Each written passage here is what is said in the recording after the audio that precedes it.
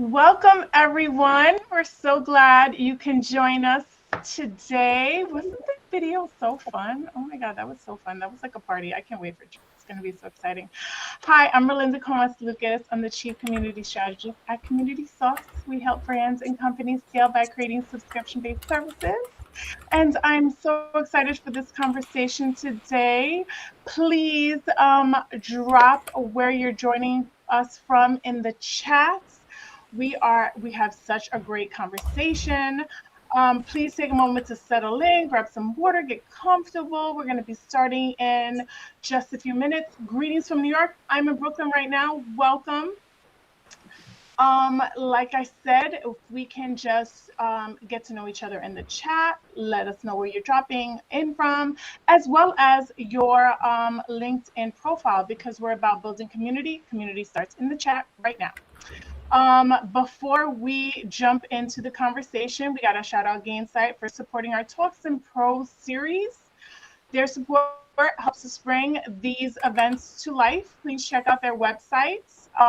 And a little housekeeping. We are going to be going through this session and then drop in any questions you have for Sarah in the chat at any time, and we'll gather them and we'll get through as many as possible during the Q&A, as well as during when Sarah's speaking. The recording will be available on the same event page and you can revisit it at any time. And some upcoming events that we're really excited about is March 13th, the Denver chapter meetup, post-sales for community managers. And March 25th, AI Lovable Hackathon Community Tools Edition. Shout out to Lovable for making their platform free on International Women's Day on Sunday. That was so amazing. And hey, Francisco, welcome. So I would love to introduce Sarah. Sarah is a team lead for the pro user community at Squarespace, where she leads and grows global networks of 100K designers and creative entrepreneurs. Since joining in 2021, she's helped scale the community from 50K to 120K members. That's pretty impressive. Launched a 3,000 attendee annual conference and partnered with the product team to bring dozens of community-driven features to life. Previously, she founded HADO, a national community supporting recent grad women recognized with a one more hour grant from Hinge for its work addressing loneliness. Oh, I love that. Sarah's passionate about creating the kind of space where real connection turns into real impact, both online and in person. I'd love to introduce Sarah, and let's get started. Thanks so much, Melinda. Yeah. All right, I'm gonna go ahead and share my screen. Cool. I think we're all set. Just holler in the chat if not. All right. Well, good afternoon, everyone. As Melinda shared, my name is Sarah Griesdorf, and I lead the Channel Partner Program at Squarespace. Today, we're going to talk about the art and the science of building strong relationships with your community, no matter the size.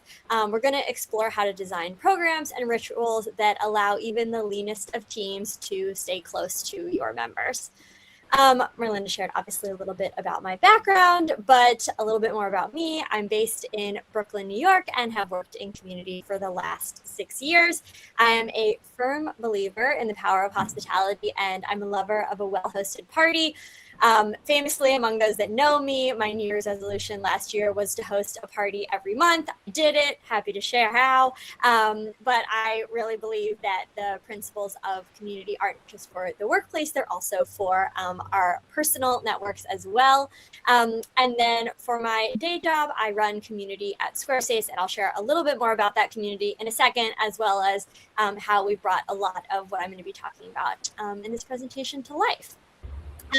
So I want to know, I know people are starting to share their LinkedIns in the chat, but would love to know who is in this virtual room. If you want to share where you're located, how long you've been in community, or maybe just something that you love, I'll give us a moment to do that, just so I know who we're chatting with today.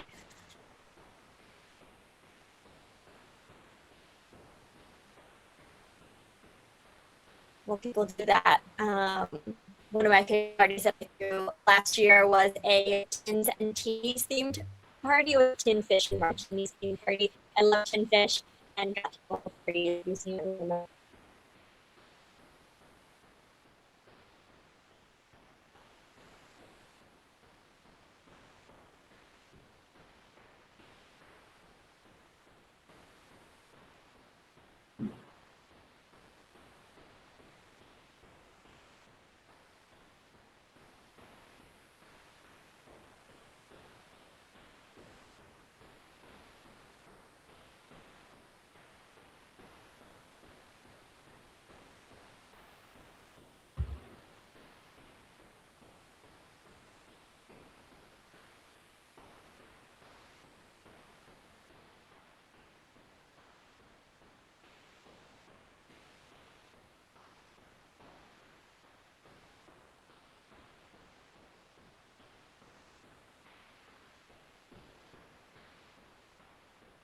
are those who are building websites for clients, more of a B2B2C model than directly B2C.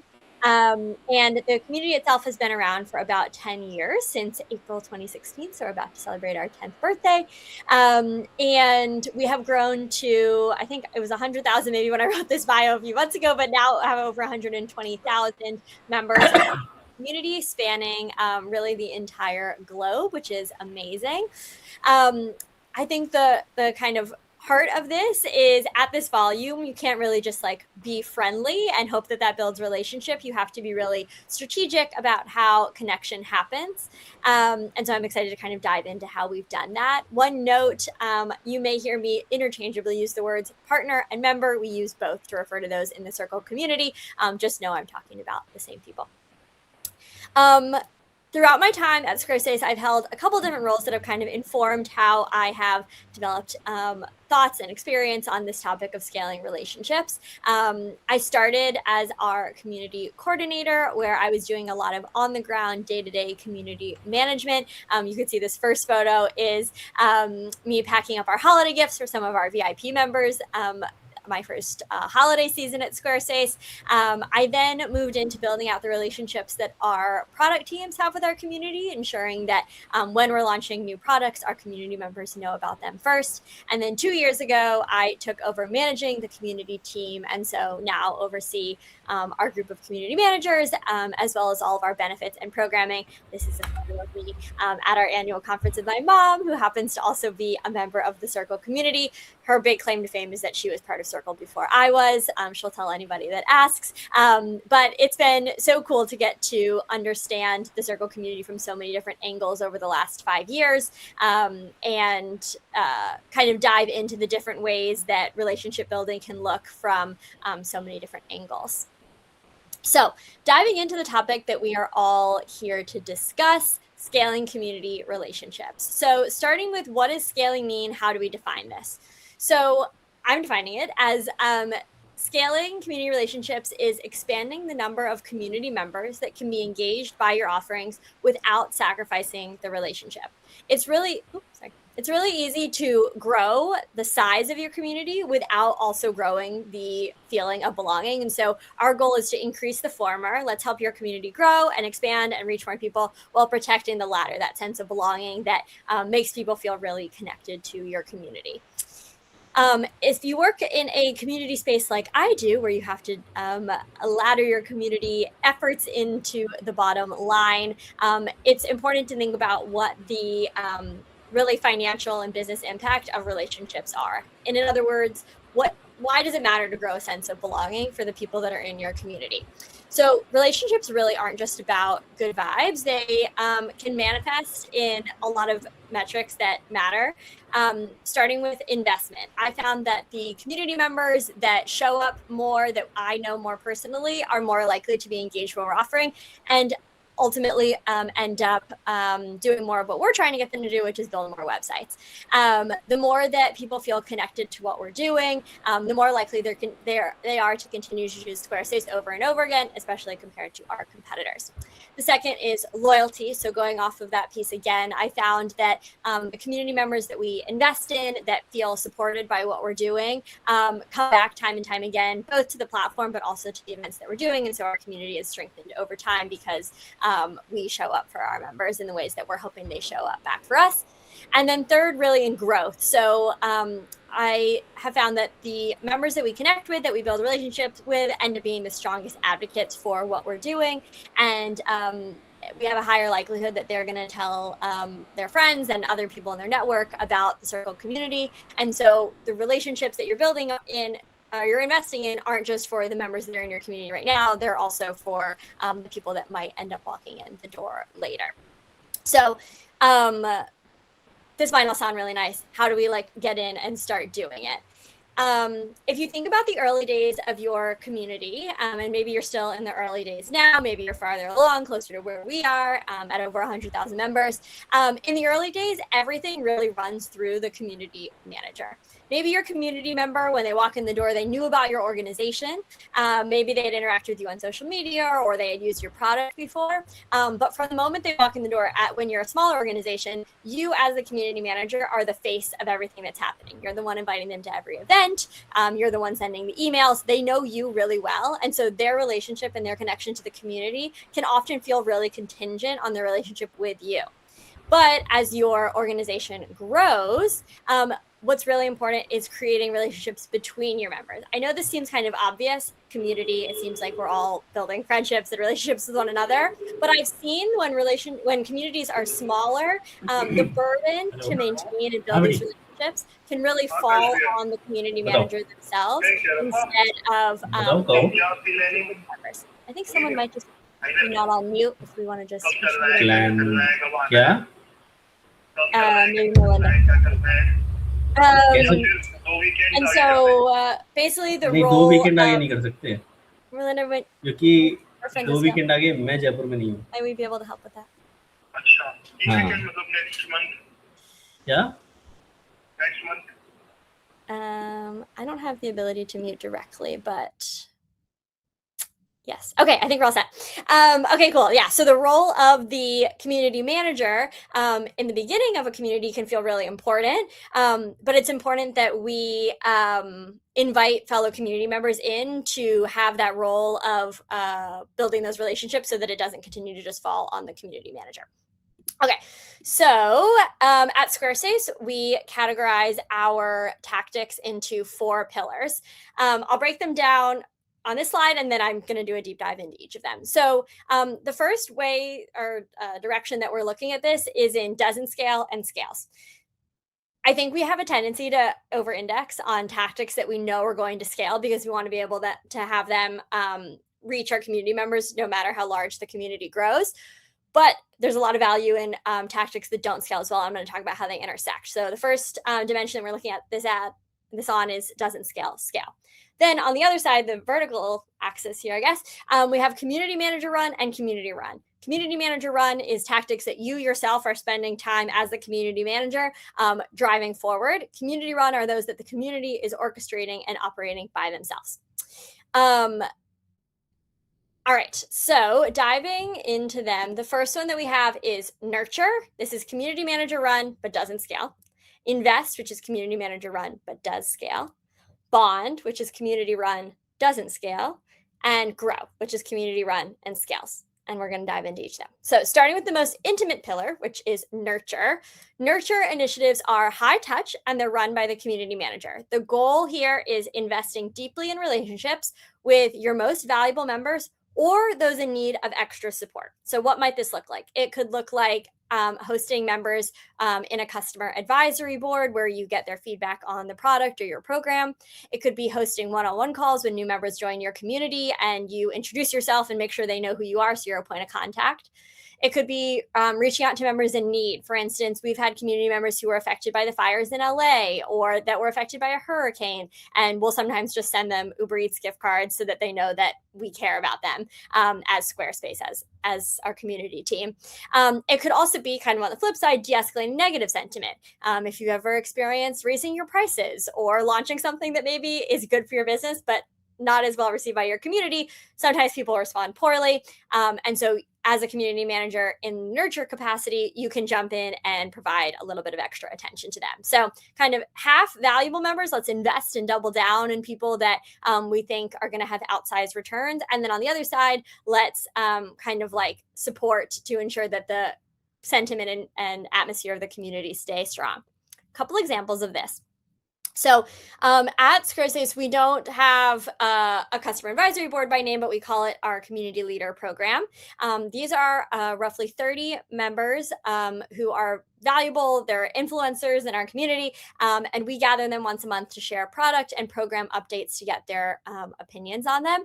This is something that's produced entirely by our team. We plan it, we operate it, we run it. It doesn't reach 120,000 people, but it ensures that our most influential members that, have a greater impact on the community, they really feel like partners with us.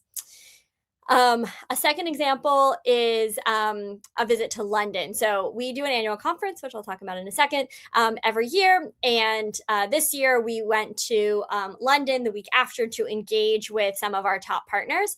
We took about 15 of them out to various meals and hosted drinks in partnership with one of our extension partners, Weglot, for about 50 folks. This was really like a boots on the ground investment produced by our team.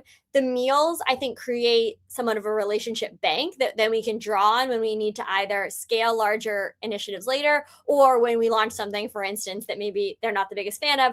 Because we've built goodwill with some of our most valuable partners, they're more likely to show up and be in support of us or defend us to other community members as needed. I wanted to give one example of a time that we tried to do something nurturing and I don't think it worked super well, so you can kind of like understand the difference. So on that piece of de-escalating negative sentiment, there have been times where we have tried to launch something. It's negatively received. I feel like I'm making this sound like it happens all the time. It really doesn't. But we've launched something, it's been negatively received, and we have offered to get on the phone with people who aren't happy with us. I have found that sometimes when you try to do this, unless you really think that you're going to be able to change someone's opinion, it is not going to give you the return on investment that you're looking for. Sometimes people just want to be heard, but I found that sometimes you can make them feel heard through a DM on your forum or through an email without needing to spend community manager time, maybe 30 minutes for a call multiple times with partners or community members who aren't as happy with you. Only for them to just basically be unhappy with you for 30 minutes. So I think pick and choose when you want to deploy the tactic of getting on the phone to someone versus just sending somebody an email. Cool. Okay, so that is nurture. Would love for folks to share in a chat what is an example of a time that you ran an initiative for your community that intentionally did not scale? Something that you did small, maybe it was one-on-one with community members, maybe it was for a small group. Go ahead and put that in the chat. I'll wait for a couple of people to reply, and then we'll move on to the next one. Take a little water break while people type.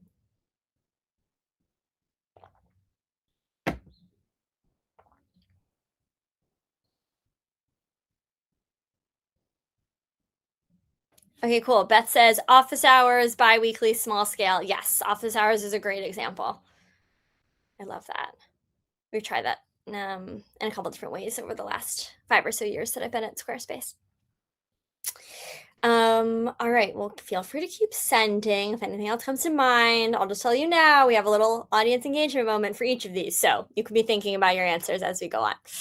All right, so moving on to invest.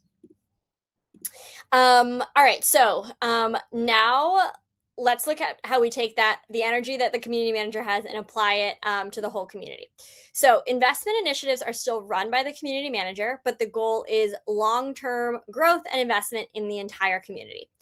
This might include things like an annual conference, if you run one, for instance, launching new benefits or making operational investments that make the member experience smoother. It could be running AMAs that are on your forum, accessible to anyone. In initiatives where you're producing something that you intend and hope reaches a very large audience. Very large is obviously dependent on how large your community is to start. An example of an invest initiative that we do every year, like I said, is Circle Day, which is our kind of flagship annual conference for designers and creatives who are building websites and online presences for clients.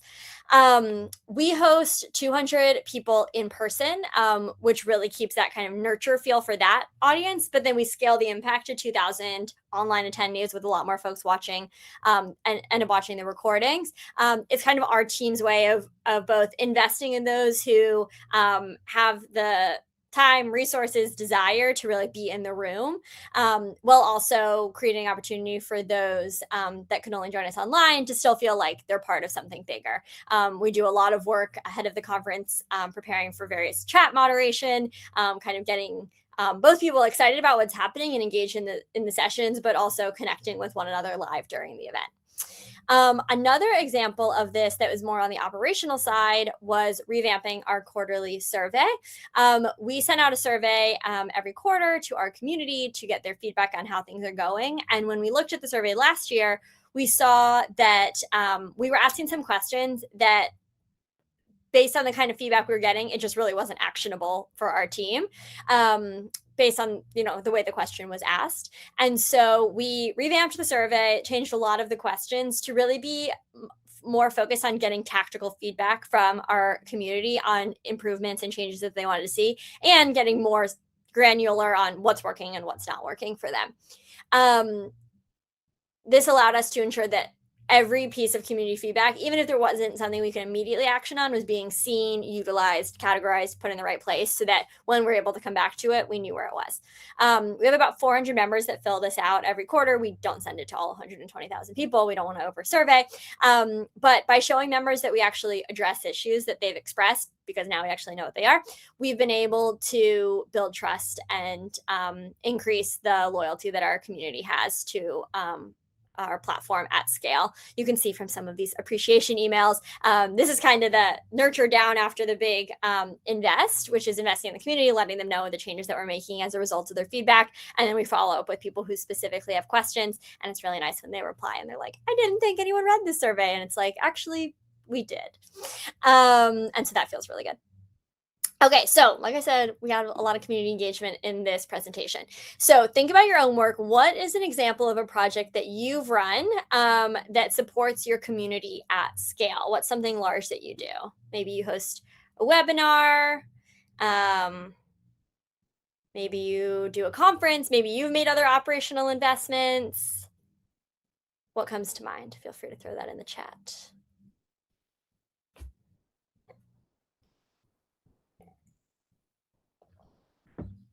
Oh, Cora says monthly virtual events. Yes, I love that. We do a monthly talk show for our community called Circle Live, which anyone's actually welcome to tune into, and you can watch the recordings of on the Squarespace Circle YouTube channel. But this is our way of getting our community together at scale every month. We bring a guest on, the chat's open, and then afterwards we do a little after party where the community members who watched the live event can join and chat with one another, as well as the guests that we had on for the show that month. So yeah, Cora, I love that you're doing that as well. Oh, nice. Devin from my team in the chat letting you know about our next event. Always be promoting. All right, so feel free to share anything else that you're doing in the chat on the invest side. And now we're going to move on to Bond. Bonding moves the work from the community manager to the members. So these are initiatives that foster relationships between members for the sake of strengthening relationships directly between community members. Some examples here might include meetups, where members are getting together in their city or virtually, mastermind groups where they're getting together to specifically learn something together or share wins and challenges, or co-working. They're all getting together at a local coffee shop to hang out, or they're doing kind of a virtual work session together. Whatever it is, it's time that they're getting together and organizing themselves for the sake of getting to know one another and collaborating with one another. Within our community, we have members that host their own unofficial meetups. These are planned, promoted, and executed by our community members. We probably have about 15 of these hosted a year. And while they aren't huge, the connection is happening without a community manager really even needing to be in the room. You can see we have someone posting in Austin, and then I think we have Montreal, and then the photo in the bottom is from our London community. They're getting together, they're organizing these, they're posting about them on our forum, they're sending them out to their own networks. It's been really cool to see these local pockets of our community that is really operates virtually most of the time, gather in person without us needing to really do very much to get them to gather. Okay, so thinking about you, what is an example of work that your community has led to support each other that focuses on growing more intimate bonds with one another? I definitely find that once we move from like manager-led to community-led, it can be a little bit harder to think about how they've kind of like gone off on their own to do something, but I'm sure there's something as your community has grown that has been your members getting together with one another. So feel free to think on that. Give people a second to reply if anything comes to mind. Beth says building technical extensions for each other. That's really cool. I love that. We have community members that do that as well. It's cool to see them like support one another and then that to also build on top of the platform. That's really cool. Cool. Feel free to share anything else that comes to mind. All right. And then our final stage is grow. So grow initiatives are member run and strengthen the community at large or contribute directly to its expansion. So this could include content ecosystems, kind of Beth, even what you were saying about technical extensions, or it could be something like forum moderation if you have members that are kind of taking it upon themselves to help you moderate content and support the community in terms of keeping the content that's coming in through your forum organized or aligned with your guidelines. This is when members start building the community's value alongside you. So it's not just you that's bringing value to what's happening. They're really creating value within each other. A good example of this in our community is the content ecosystem. So we have probably over 500 members now who are producing courses and podcasts and templates and YouTube videos about both building on Squarespace and then also the experience of being a Circle member. They aren't just participants in what we're doing. They're really like co-creators of the entire ecosystem. Just kind of walking through these, it's been really cool. The first example on the screen, somewhat useful, is a podcast that we have 2 community members who are hosting. They decided after meeting for the first time in person at our annual conference to go and host this podcast that's really all about Squarespace. Going down, we have Alex, who posts videos about becoming a freelance designer. He also has a great YouTube video about just the experience of being a member of our community. We have Puno, who does the Squarespace design course and invites new people into the community through that by teaching them all about being a designer on Squarespace and being a Circle member. And then the last, just an example, we have so many Circle members who are creating templates to help other people get started on Squarespace. And it's cool. Not only do we have designers who are creating templates for DIYers who need websites, kind of building on the Squarespace ecosystem, I've also seen designers build templates that are kind of more pared down that other designers can then take and use for their clients. So it's getting like a bit meta over here. But they are really building on what's possible, supporting one another, creating content for one another, kind of like on their own, basically, at this point. Cool. So before we get into some tactical how to make this happen for yourself, what is an example of work that your community has led to support each other at scale? Feel free to throw that in the chat. I know that we're collecting questions for the end. So cool. Give people a second.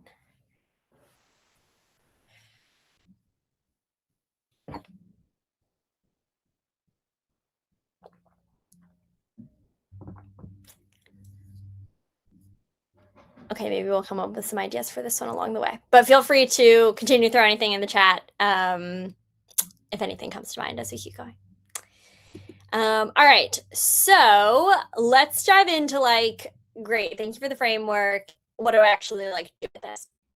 So when we think about measuring the impact of the relationship, my little subtext here, taking it to the big bosses, like I said, at Squarespace, anytime we want to get approval for anything, we got to run it up the chain. So how do you demonstrate the impact of something when it can take a really long time to prove ROI on community initiatives? Okay, so I have this little pyramid on measuring impact. So bottom of the pyramid is business impact, the bottom line differences. One of the clearest ways that we've been able to measure impact in our community initiatives is by comparing the business outcomes of those who participated in our programming and those who haven't. So for instance, if we look at all of our members who joined the community in the year leading up to our annual conference, and then we compare the subscriptions or engagement of those who attend the conference that following year versus those that don't, you can see, again, it's all very correlation causation, but you can try to like understand the impact that maybe your conference had in the 90 days following in terms of their subscriptions or in terms of their product usage or whatever it is that you're measuring. The next is community sentiment. So we found that those that are happier and agree more often that we are invested in them have higher NPS scores and having increased loyalty to the platform. Those that feel like Squarespace is invested in them and care about them end up choosing Squarespace more often as opposed to our competitors. And so, well, it can be hard to say, you know, oh, they had a really good time at that event, and so they did another subscription, knowing that that's showing up maybe in your quarterly survey or however you're surveying your participants. Hopefully will show up in your NPS numbers, and that can have downstream effect on your business metrics. The third is operational efficiency. So this one's probably the least easy, the hardest to measure, but when you are supporting your community members and running their own kind of programming and events, you're reducing the burden on the headcount that you have within your team. So, for instance, my team, many of them are here in the chat, joining the call. Thank you for being here. There's only 4 of us. And so our ability to run programs and events is limited by the fact that we only have a combined 160 hours in a given week, but we have 120,000 community members who are running their own programming and their own events. When we create tools and systems that empower them to do that, we are reducing the load on our team and increasing what we're capable of doing. So this one's very hard to measure, but you can use this in a business case. And then the last is community growth. So this is growth in community-driven events, content, programming. This can be measured both in the volume of content that's being produced, like, oh, we have if you think about like the world of media and marketing, like we have a lot of mentions of our community or of our platform by our community members. It also could be the impact in growth in your member base. So we have, you know, X number of key members that got referred in by other partners because they like shared content that educated them about what we were doing. That is, you know, like paid spend that you don't have to use. That is, you know, dollars like back in your pocket because your community members did that work, hopefully for free. Okay, so how do you know when to utilize each tactic? It really comes down to the maturity of your community. So my word of wisdom here is to always start with nurture. Especially when you only have a few people in your community, this is really the only option available to you.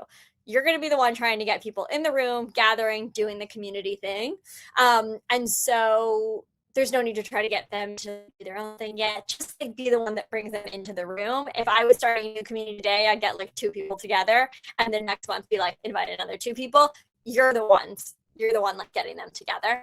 As your community grows, you can naturally start to do tactics that move from nurture to invest.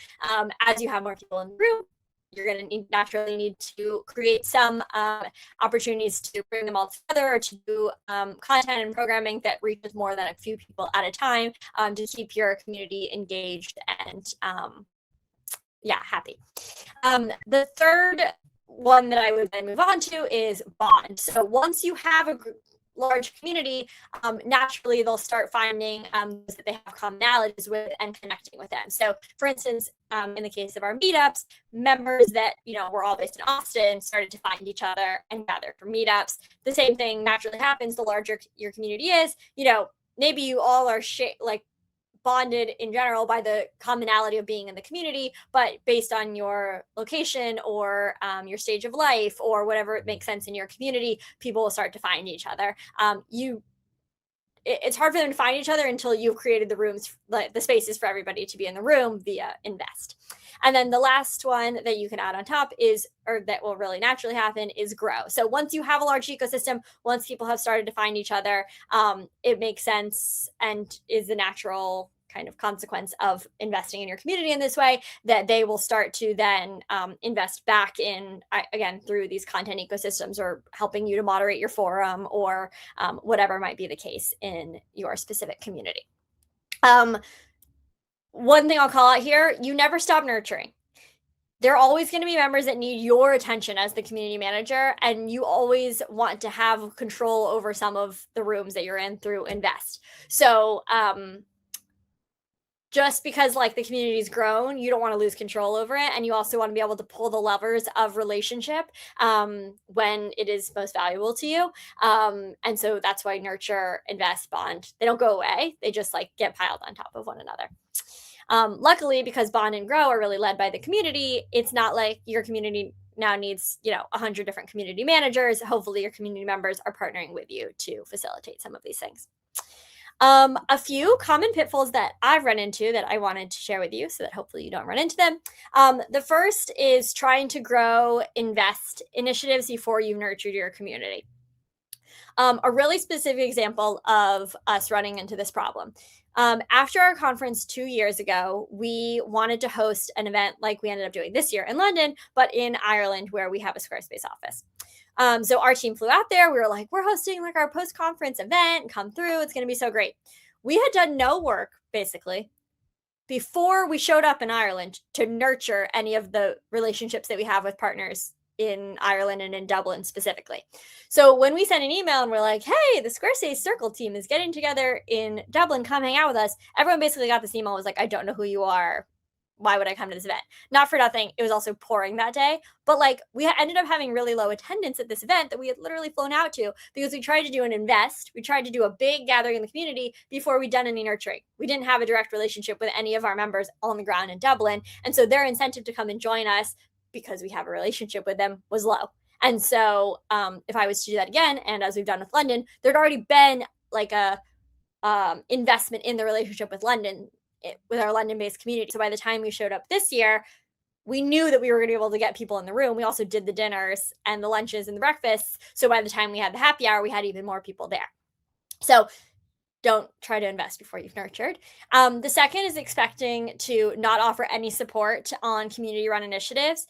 Just because your community is the one driving it doesn't mean that you don't have a role to play. You are the community manager. This is part of the job. They're going to look to you for guidance as they try to do these things and scale. We still have partners who are like, I want to start selling my own templates. How do I do that? They're still going to go to you for answers. Or I want to host a meetup. Do you have any guidance or guidelines? I'll talk about that in a second. So don't expect just because you've reached the stage where community members are doing anything that they don't need you anymore. They still need you. And this is why companies still need community managers. And then third pitfall is assuming that the return on investment will be clear immediately. Trust really takes time to build, and the long tail of these, it can be a really long tail to see the return on investment for some of these initiatives. But it's worth it. Relationships take time. I heard a stat once that was like, it takes 30 hours of being with someone to become a best friend. And like, okay, we don't need to reach best friend with all of our community members, but when you're only hanging out 30 minutes or an hour at a time with them, it takes a long time to build this trust and build these relationships that make them continue to want to come back to you every time. So give it time, tell your leadership, it takes time. Okay, so you learned about the 4 different ways to scale relationships with your community. How do you actually get started? Here is your one tactical step, depending on where you are. So if you are in the nurture phase, 2 things you could try. The first is gathering a few of your community members, either in person or virtually, for a chat. Theme it, give it a specific topic that you're going to talk about, take them out to dinner, go out to coffee, gather virtually, whatever that looks like for you. Be the gatherer of your community members, and then ideally do it again in 2 weeks or in a month, so that there's something repeated for people to come back to. That's really how you start to nurture community relationships, both with you and then also between each other.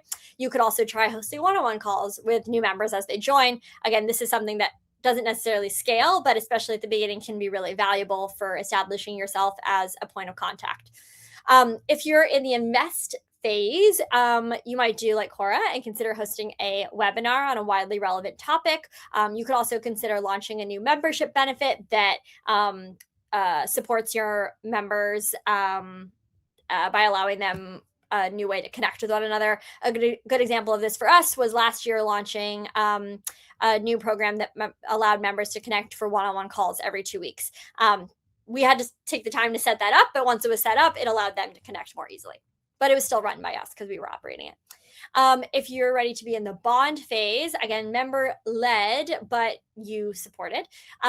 When members reach out about producing their own programming, you can find ways to make it more repeatable for others.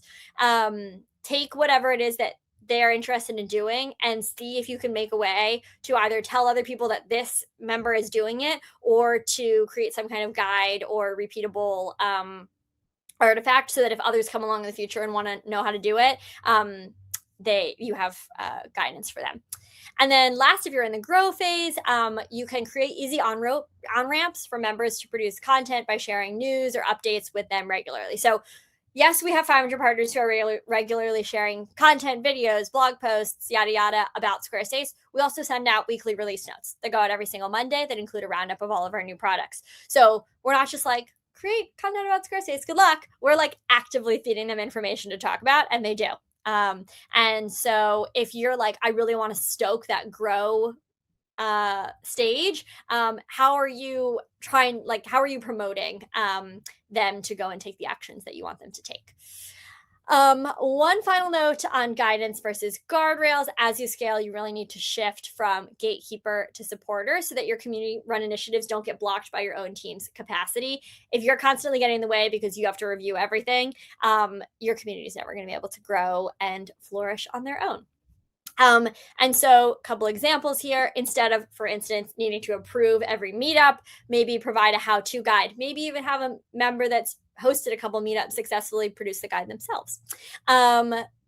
Instead of moderating your forum yourself, maybe you have 1 or 2 community managers who are focused on your forum. Think about how you can empower some of your leaders or other long-term members in your community to support this. We have some community members who are like, always on our forum, reporting content that they think doesn't meet the guidelines, thereby helping our team. And so see if you can find some members who have been around for a while to support you in this. You could also, instead of, for instance, hosting masterminds yourself, nominate leaders to run them. So it's really about seeing the potential that your members have and calling them into the next phase of engagement, thereby deepening their own loyalty, but also lightening the burden on your community team and allowing you to do a little bit more.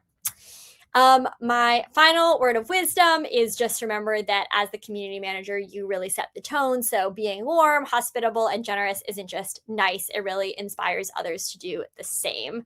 That is all that I've got. Thank you for your time. We're going to move into Q&A, but you can connect with me on LinkedIn at Sarah Graysdorf. And yeah, appreciate you taking the time to join. That was so awesome, Sarah. Thank you so much. I took voracious notes. And I'm going to ask you some questions, even though I have all the questions. Okay. One of the questions that we got in the chat was, how do you determine and define community ROI? Yeah, so I think it depends. I hate this answer. It depends on what your community is and what you're trying to measure. I can share for our community how we've thought about this. So we have, or like kind of rely on the principle that was in David Spinks's book, The Business of Belonging, which breaks down community metrics or like health metrics and business metrics. And so when we think about that, the way that basically works is like business metrics are those that are impacting our bottom line. Like for us, it's the number of subscriptions that someone's driving or the number of dollars that someone's processing through their website. We need those numbers to stay healthy so that we continue to have a community to run and to support. Like that's the goal of the community, is a return on investment for those business metrics. Then we look at the health metrics, which are those that are like, are people attending our events? Are they posting on our forum? Are they like showing up basically when we do things?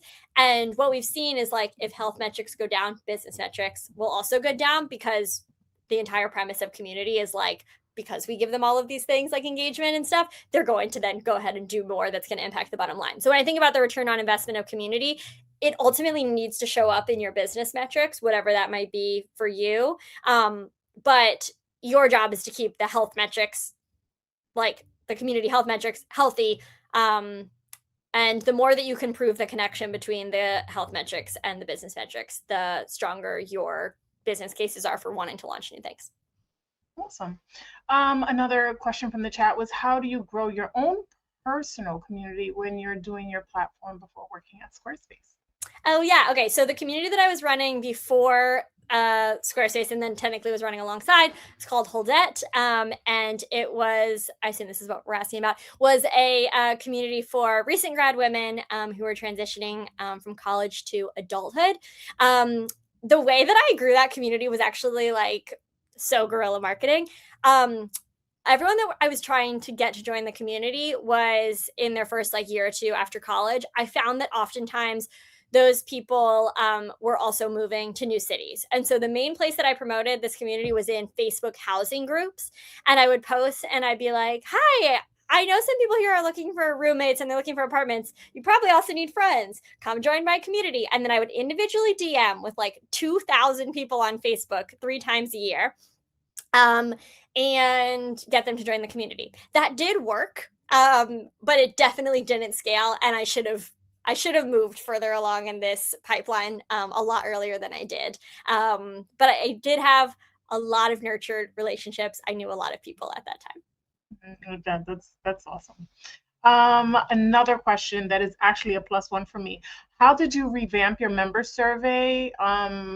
Because like how do you get the engagement on member surveys? Because I know I can't. And like, what is the secret? What is the sauce? Like, tell us, how do you get members to fill out surveys? I wish that I had like a lot better info here. And honestly, the person that revamped the survey, Julie, is I believe on this call. So the credit goes to her, but I can tell you how we did it. So we had the survey that was going out once a quarter for the last like 5 years. And like I said, we would ask these questions, but we didn't really have a clear route for the answers to go. And so basically the work that Julie did was figuring out, okay, when someone answers this question, based on the kind of feedback they give us, who on our team do we route it to? And that was kind of the functional work they were doing. In terms of trying to get people to reply to it, we've tried a couple different things and had like one major learning from the last 6 or so months since we revamped it last July. So we sent out the survey to about a quarter of our community, which is like 25,000 people. 400 fill it out. It's not like our engagement rate is super high on the reply, but if you look at like statistics, you really need like 30 people to reply to a survey to really get like an indication of how the community is doing. So I think we have this like temptation to be like, I want to know how everybody is doing. You don't need to know how everybody's doing to be able to action on the results of the survey. So that's the main thing I would say. We send out the survey in an email to a quarter of the community. We also, for a time, we're also sending it out in our weekly release notes, being like, if anyone wants to fill out the survey, anyone can fill it out, even if you weren't in the original population that was surveyed or sent the survey. We did see over a couple quarters the number of replies going down because our hypothesis is people are like, I don't have anything new to say. It's been 3 months. And so you just want to be careful not to over survey your community. Even if your desire is like, I really don't want to know what everybody's saying. Like, it's more valuable to get like a core response, like at least 30, if that matches the size of your community, rather than to get everyone to reply every time because they'll just stop replying, is basically what we found. That's solid. When you're gathering a few members or doing one-on-ones in the nurture phase, what are you talking about in those small groups? Yeah, so like you have lots of frameworks for those kind of events. Yeah, love a framework. I'll talk about the one-on-ones first. So last year we had a goal among the community team to talk to 150 of our community members. It wasn't really about the number 150 so much as it was, we just want to be in constant communication with those that are joining our community to understand their needs. So I have a deck that I gave to the team, like I said, love a framework, that was like, depending on the criteria that the member meets when they join, here's what you should talk to them about. So we have our like priority audiences. So we really wanted to be intentional about talking to people who, when they joined, said in their profile that they were on a team, that they were building websites for e-commerce businesses, that were like scaling really fast once they joined the community. If they joined, we saw that they were doing a lot of websites really fast. We wanted to talk to them. So once they met that specific criteria, that changed what we would talk to them about. So like if someone joined and said that they were on a team of 2 or more, we'd be like, tell us about your team. Who's on your team? How is your team made up? Because we would use this information to then input or like influence the kind of content that we produce, the videos that we make, the kind of guests that we have on our show. Because if everyone's joining and they're like, oh, I have two people on my team. I'm the designer and someone's the developer. What I don't know how to do is like business operations. Then we're like, cool. Okay. Even on people that are joining, these are the gaps that we're seeing. So basically we were trying to find gaps in what their knowledge was in the audiences that we cared about so that we can meet them with our content. For small groups, we've done this a couple different ways. We've done like the co-working time together where we're not even talking. People just get together, and I guess at the beginning they would share what they were working on. We've done, I mean, this could look like you're just getting together to talk, but it could also be like a focus group. Like, can everyone on this call share feedback on something specific? Or like maybe you gather people all around like a specific topic. So like we have different statuses for our members. The highest status is platinum. We might gather all of our platinum partners or like a subset of them, 10 or whatever, and talk about a topic that we know is really specific to them. So like once you're already at the scale of doing 20 websites a year, like how do you continue to scale past that? What does it look like to add on an additional team member to what you're doing? Or how do you utilize AI in your processes so that you can increase the number of clients you can take on? Think about like what are the needs of your audience, and then how can you create, it's sort of like creating content, but it's more like holding space for solving the problem together that they're experiencing. 100%. And then another question from the chat that I love. With all your Squarespace experience, what would you do differently now if you were to revisit the community that you created for those recent grads? Yeah, I love this. Make that experience different. Yeah, so I think that the way that I started honestly really followed the nurture and invest. I just don't think, based on the size of the community, we really ever got to bond and grow. But I started by literally just getting a couple of people together on a Zoom call once a month to be like, hey, let's talk about how hard it is to be a recent grad during COVID. And that scaled then to being in person. And you know what? I take it back. I did get to bond because I had some members that were in those virtual calls who then were like, I want to host my own communities. And so when I started hosting in person in New York, I also had a member that was hosting in Boston and one that was hosting in San Francisco.